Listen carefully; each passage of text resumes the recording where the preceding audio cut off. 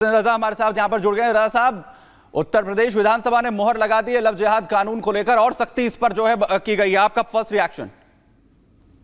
और देखिए, जनहित में आदरणीय योगी सरकार ने जो भी निर्णय लेना हुए हैं, कठोर से कठोर निर्णय लेना पड़े हैं, लिए गए हैं, क्योंकि हम जनता के हितों की बात करते हैं। हमने 25 करोड़ जनता ने हमको चुनकर भेजा है सदन में, तो इसलिए आदरणीय योगी जी लगातार इन सब चीजों पर ध्यान देते हैं। और जहां तक बात आपको बताना चाहते हैं कि आपको याद होगा 2017 से पहले की अगर स्थिति देखें उत्तर प्रदेश की जो थी, 2017 से पहले में धर्म परिवर्तन अवैध तरीके से, नाजायज तरीके से धर्म परिवर्तन कराए जाते थे, अवैध धर्मांतरण होते थे, उस पर भी आदरणीय योगी सरकार ने जांच कराई और जांच के बाद जब चीजें निकल कर आई उस पर भी कार्रवाई हुई, कानून बना। लव जिहाद को लेकर लगातार शिकायतें आ रही थी। अब लव जिहाद को किसी एक धर्म विशेष से जोड़कर ना देखा जाए। कोई भी बच्चा, मैंने कहा ना कि मेरी बेटी, आपकी बेटी, समाज की बेटी, हमारी बेटी है, अगर उसके साथ कोई नाम बदलकर उसको गुमराह करके और छल कपट करके उससे शादी करके 4 दिन बाद उसको छोड़ देता है तो उसका जीवन तो खत्म हो गया। तो इसलिए ऐसा कानून जरूरी है कि ताकि उसका भी जीवन समाप्त हो जिसने इस तरह का धोखा किया है और आगे लोग ना करें। संशोधन भी किया गया है। बहुत बहुत शुक्रिया आपका तमाम बातचीत के लिए। और इस बीच राघवेंद्र भी हमारे साथ लगातार बने हुए हैं। राघवेंद्र, अब जो फंडिंग की बात भी बताई जा रही है, क्योंकि ऑर्गेनाइज फंडिंग का मामला भी सामने आता था, उसको भी इसमें जोड़ा गया है, इसके बारे में भी बताइएगा।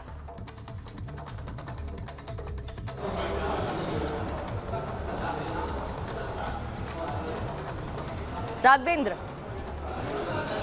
देखिए, आज उत्तर प्रदेश की विधानसभा में बहुत ही महत्वपूर्ण विधेयक पास हुआ है।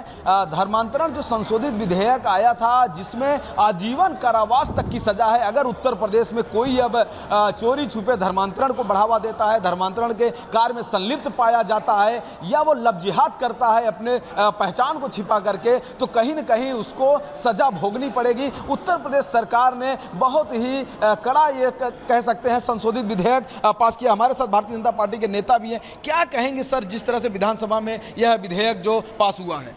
देखिए, ये विधेयक जो पास हुआ है ये बहुत ज़रूरी था। पिछले कई दशकों से इसकी ज़रूरत थी, लेकिन तमाम दूसरी पार्टियों की जो सरकार थी वो तुष्टीकरण के नीति के अंतर्गत इससे बचती थी। लेकिन भारतीय जनता पार्टी ने पहले वादा किया था कि हम धर्मांतरण को रोकेंगे, हम जबरिया धर्मांतरण को कतई मंजूरी नहीं देंगे।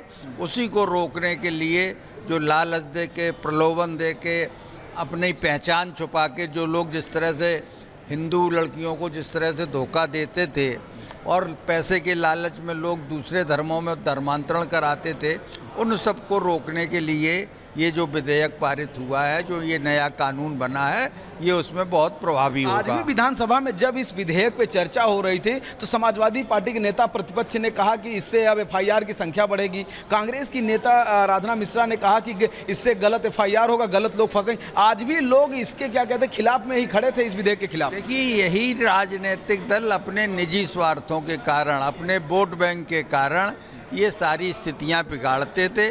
आज देश में तमाम बांग्लादेशी, तमाम रोहिंग्या जो आ गए वो सिर्फ वोट बैंक के लालच में हुआ है। 20,000 लोगों को बसा दिया गया है, उसकी STF जांच कर रही, 4 लोग जेल में गए हैं। ये हर जिले में है आजकल। हर चौराहे पे आप देख लीजिए, जो मांगने वाले लोग होते हैं उनके साथ इसी तरह की स्थितियां हैं कि ये सब हिंदुस्तानी नहीं है, ये सब बाहरी लोग हैं और हमें इस खतरे से सजग होना चाहिए। आज उत्तर प्रदेश सरकार ने जो कदम उठाया है वो प्रशंसनीय है। तो एक बात और बनती है, क्या सर इसको सख्ती से लागू किया जाएगा? क्योंकि कानून तो आपने बना दिया। देखिए, ये योगी जी की सरकार है, जो बनता है कानून वो सख्ती से लागू होता है। जी जी जी, लागू होगा। देखिए, कुछ समर्थक लोग भी हैं, इस पर क्या कहेंगे सर? इस कानून पे हम इनसे भी आपसे जानना चाहते हैं, क्या कहेंगे? ये कानून हम जो आया है ये होना चाहिए, इस पर अमल करना चाहिए, सरकार इस पर ध्यान देगी। जी, आपका क्या कहना है भाई साहब? बिल्कुल ठीक कानून है। धर्मांतरण के खिलाफ एक कठोर कार्रवाई लेनी चाहिए क्योंकि यह ज्वलंत मुद्दा है। जी जी जी, आपका क्या कहना है सर? बहुत अच्छा कानून जो पास हुआ है विधानसभा में। शोषण जो हो रहा था लड़कियों का, इससे निदान हो जाएगा। कठोर कानून बना, बहुत अच्छा हो। जी जी, आप देख सकते हैं इन लोगों का एक ही कहना है कि यह कानून, यह विधेयक आना बहुत ज़रूरी था। जो संशोधित जो ये विधेयक है, क्योंकि इसमें उन लड़कियों का संरक्षण हो सकता है जिनको बहला फुसला करके लोग शादी करते थे या उनको अब धर्म परिवर्तन उनका करा देते थे। इस पर कहीं ना कहीं अंकुश लगेगा, इस पर कहीं ना कहीं रोक लगेगा। जी। स्वीकार नहीं होगा।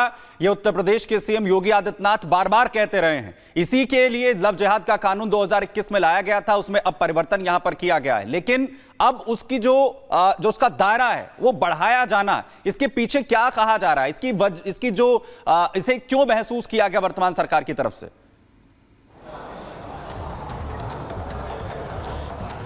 देखिए, इसमें यह था कि जो सजा था, पहले सजा का प्रावधान कम था, यानी कि जो जेल होने की जो मतलब आपको जो सजा मिलती थी उसकी मियाद भी कम थी, जुर्माना भी कम था। लेकिन इसमें मिनिमम जुर्माना 50 लाख रुपए किया गया है और साथ ही उम्र कैद की सजा, यानी कि उम्र कैद एक बड़ी सजा होती है जिसमें पूरा का पूरा जीवन जो है वो तबाह हो सकता है। जो इस पूरे गतिविधि में जिसका नाम आएगा, जो संलिप्त होगा, तो कहीं ना कहीं इसकी आवश्यकता थी। क्योंकि अगर पुराने कानून का अगर डर होता तो मौलाना तौकीर रजा जैसे लोग खुलेआम यह न कहते कि हम जा रहे हैं धर्म परिवर्तन कराने, और वो भी तारीख बता करके। तो अगर इसका डर होता तो इस तरह की बातें ना आती। लेकिन जब यह कानून आया है इससे जरूर डर होगा और लोग अपनी पहचान छुपा करके किसी को भी धोखा देने या धर्म परिवर्तन कराने में कहीं ना कहीं ये पीछे जरूर हटेंगे, क्योंकि इसमें आजीवन कारावास तक का प्रावधान है। जी, लेकिन राघवेंद्र, अगर देखा जाए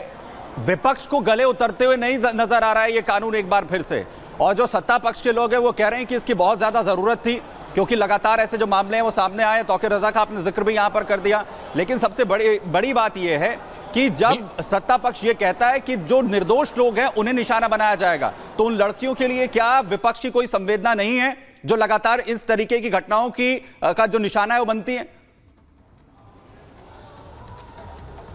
बिल्कुल आप सही कह रहे हैं। अभी मैं जब इस धर्मांतरण संशोधित विधेयक पर जब चर्चा हो रही थी सदन में, विधानसभा में, तो मैं पूरी बात सुन रहा था वहां पर कि जो सरकार की तरफ से जो सुरेश कुमार खन्ना जो वित्त मंत्री हैं, संसदीय कार्य मंत्री, वो जब अपनी बात रख रहे थे, और जो नेता विरोधी दल माता प्रसाद पांडे या कांग्रेस की तरफ से आराधना मिश्रा, इन तीनों लोगों ने जब बहस किया तो साफ साफ दिख रहा था कि विपक्ष क्या कहना चाह रहा है, सरकार किस विषय पर प्रतिबद्ध है। वहीं नेता प्रतिपक्ष ने कहा इससे तो एफआईआर की संख्या बढ़ जाएगी। वहीं पर आराधना मिश्रा ने कहा कि निर्दोष लोग फंसेंगे तब उसका क्या होगा। तो कहीं ना कहीं इस विधेयक के खिलाफ में लोग अपने तर्क रख रहे थे। लेकिन सरकार का कहना था कि इस तरह के गलत चीजें हो रही हैं, इससे बहुत लोग पीड़ित हैं। लोग नाम छिपा के, पहचान छिपा के, धर्म छिपा के जिस तरह का ये लोग काम करते थे, कहीं ना कहीं ये कानून इस पर अंकुश लगाएगा और जो धर्मांतरण का काम, जो ये कारोबार जो फैला है, इसको भी रोका जाएगा सख्ती के साथ। जी बिल्कुल, सबसे बड़ी बात यही है। और बात यह भी है जो विपक्ष लगातार यहां पर कहता हुआ नजर आ रहा है कि निर्दोष लोग जो है वो निशाना यहां पर बनेंगे। लेकिन बड़ी बात यह कि दयाशंकर सिंह इस वक्त क्या कुछ कह रहे हैं, जरा उत्तर प्रदेश सरकार के इस फैसले के बाद सुनिए जरा। उत्तर प्रदेश सरकार के मंत्री हैं दयाशंकर सिंह। सर, विधानसभा में धर्मांतरण कानून पास हुआ है सर्वसम्मत से, क्या कहेंगे? जिस तरह से तौकीर रजा जैसे लोग खुलेआम धर्मांतरण के लिए तारीख बताते थे, क्या अब इन सब विषयों पर रोक लगेगी?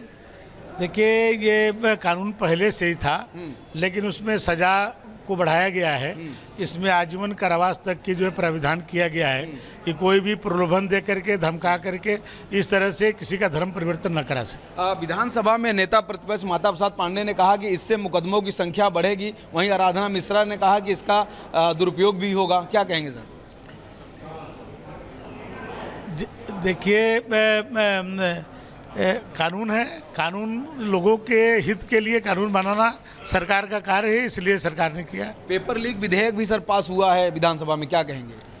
और उसको भी सख्ती से पालन करने के लिए उस पर भी आजीवन कारावास तक का प्राविधान किया गया है और उस पर आर्थिक जुर्माना भी हुआ है कि जो लोग केवल नौकरी के लिए अनुचित प्रयोग करते हैं, और क्योंकि इससे करोड़ों युवाओं का भविष्य जुड़ा हुआ है।